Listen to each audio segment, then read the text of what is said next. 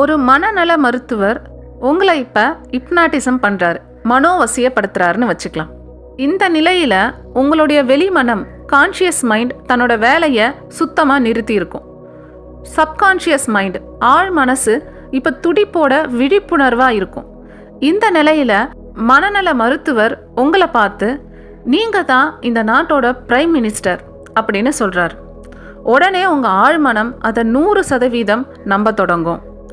அப்படியே உங்களுடைய முக பாவனை, உடல் அசைவுகள் எல்லாமே அந்த அதிபரை போலவே மாறிடும்.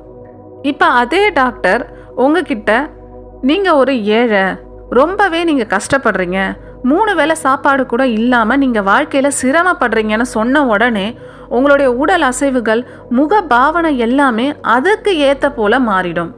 கவலை தொய்ந்த முகமாக மாறிடும்.